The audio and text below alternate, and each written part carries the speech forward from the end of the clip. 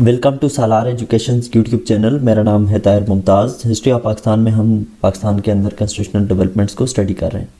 Previous sessions के अंदर हमने देखा था कि किस तरह से 1947 से लेकर 1973 के तक पाकिस्तान के अंदर कॉन्स्टिट्यूशनल डेवलपमेंट्स हुई। 1973 का कॉन्स्टिट्यूशन जो है वो पाकिस्तान का लेटेस्ट कॉन्स्टिट्यूशन है।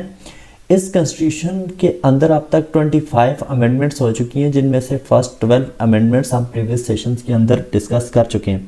अगर आपने वो सेशंस नहीं देखे तो आप प्ले लिस्ट में जाएं और जाकर उन सेशंस को पहले देखें, तो आपको पता चले कि पहली 12 अमेंडमेंट्स जो हुई हैं कॉन्स्टिट्यूशन के अंदर वो क्या है। आज के सेशन के अंदर हम 13th अमेंडमेंट देखेंगे कि ये अमेंडमेंट क्या थी, इसका बैकग्राउंड क्या था और क्या क्या चीज़ें कॉन्स्टिट्यूशन के अंदर इस अमेंडमेंट के थ्रू अमेंड की गई। जो 13th अमेंडमेंट है ये बेसिकली 8th अमेंडमेंट का रिवर्सल है। 8th अमेंडमेंट क्या थी कि जनरल ज़ियाउल हक जब पाकिस्तान के प्रेसिडेंट बने, मार्शल लॉ लगाया और फिर पाकिस्तान के प्रेसिडेंट बन गए, तो उस वक्त पाकिस्तान में पार्लियामेंट्री फॉर्म ऑफ गवर्नमेंट मौजूद था अंडर द कॉन्स्टिट्यूशन ऑफ 1973।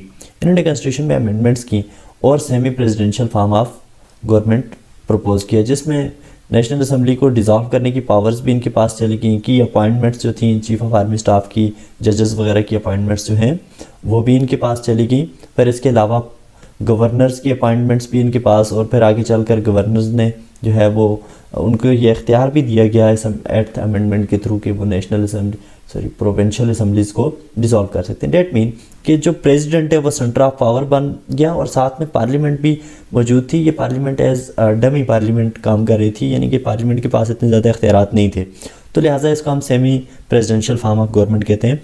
तो इसमें सारी की सारी पावर्स जो थी वो प्रेसिडेंट के पास थी।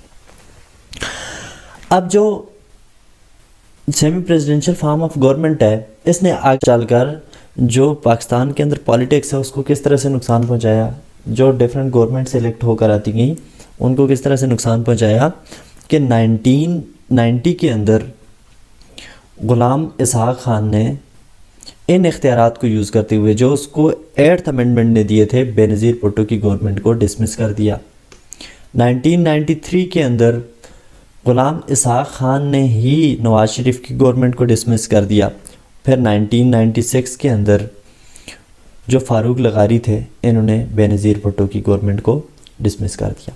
1997 के अंदर जनरल इलेक्शंस होते हैं पाकिस्तान में, और इन इलेक्शंस के थ्रू पाकिस्तान मुस्लिम लीग नून जो है वो मेजॉरिटी पार्टी की सूरत में सामने आती है और 2/3 मेजॉरिटी के साथ अपनी गवर्नमेंट बनाती है।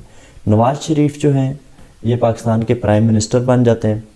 अब जो नवाज शरीफ हैं ये एज प्राइम मिनिस्टर, अब इनके जहन में डर तो मौजूद है कि अगेन प्रेसिडेंट इनकी गवर्नमेंट को डिज़ोल्व ना कर दे, तो लिहाजा नवाज शरीफ की गवर्नमेंट ने असम्बली के अंदर 13th अमेंडमेंट पेश की।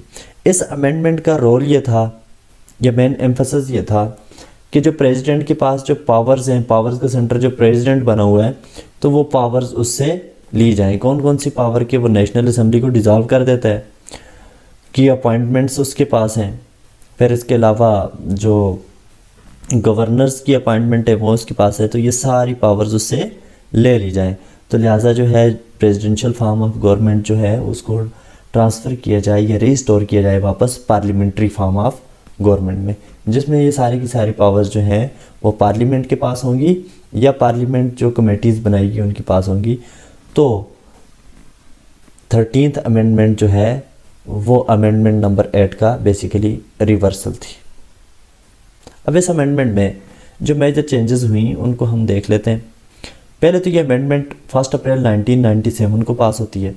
इस अमेंडमेंट में आर्टिकल 58(2) भी ओमिट कर दिया गया। ये आर्टिकल प्रेसिडेंट को ये पावर दे रहा था कि वो नेशनल असम्बली को डिज़ोल्व कर सकता है। इसी तरह से आर्टिकल 112(2) भी रिमूव कर दिया गया।